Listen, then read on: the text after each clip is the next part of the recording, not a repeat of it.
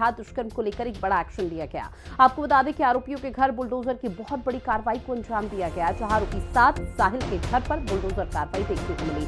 तो बड़ी खबर, तस्वीरें आपकी टीवी स्क्रीन पर। हिंदू युवतियों को टारगेट किया जाता था और इसी का गंभीर आरोप इन पर लगा हुआ था। न सिर्फ लव जिहाद का बल्कि दुष्कर्म तक का आरोप इन आरोपियों पर लगा हुआ था। आरोपी साद और साहिल के घर पर अब बुलडोजर की बहुत बड़ी कार्रवाई को अंजाम दिया गया है।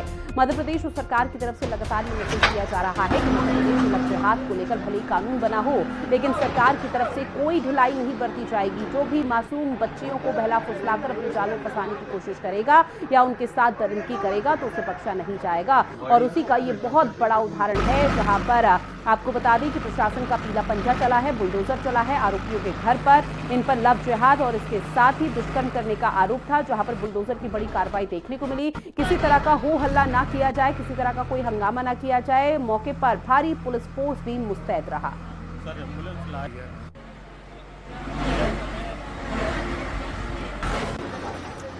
तो हिंदू युवतियों को टारगेट करने का गंभीर आरोप आरोपी 7 पर लगा है और इसके साथ ही आपको बता दें कि जो दूसरा आरोपी है उस पर भी गंभीर आरोप लगे हुए हैं, जिसके आधार पर पुलिस की तरफ से एक बहुत बड़ा एक्शन लिया गया, बुलडोजर की कार्रवाई की गई। लव जिहाद दुष्कर्म को लेकर ये अब तक का बहुत बड़ा एक्शन है। हालांकि पिछले कुछ समय से भी पहले भी लगातार ये देखने को मिला कि मध्य प्रदेश सरकार की तरफ से इस तरह के बड़े बड़े कदम उठाए गए हैं, ताकि जो इस तरह के आरोपी हैं, अगर कोई इस मंशा के तहत आगे बढ़ भी रहा है तो उनमें खौफ पैदा हो सके। और उसी का एक बहुत बड़ा ये मैसेज दिया गया है, जहां पर लव जिहाद दुष्कर्म के आरोपियों के घर पर बुलडोजर चला है और इसी बुलडोजर कार्रवाई के तहत पुलिस प्रशासन की तरफ से लगातार कोशिश की जा रही है कि अब आने वाले समय में इस तरह के और मामले सामने न आए, क्योंकि आपको बता दें कि मध्य प्रदेश में लव जिहाद को लेकर पहले ही सख्त कानून बना हुआ है।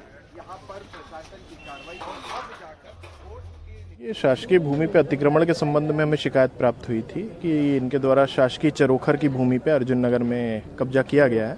ये शिकायत सही पाई गई थी और तहसीलदार द्वारा MPLRC 248 के अंतर्गत इनको ये निष्कासन का आदेश किया था। आज फोर्सफुली हमारे द्वारा हटाया जा रहा है।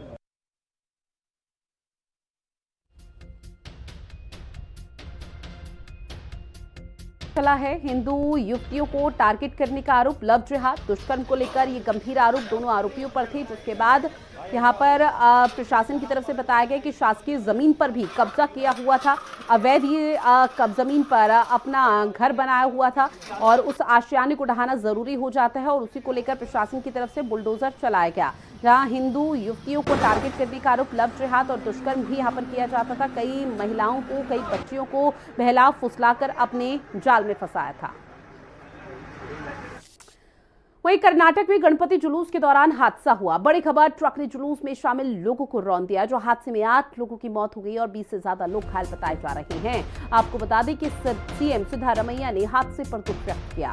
मृतकों के परिजनों को 5-5 लाख मुआवजे का ऐलान किया है। तो बड़ी खबर, ये तस्वीर भी आपको दिखा रहे हैं। सोशल मीडिया पर यह वीडियो बहुत तेजी के साथ वायरल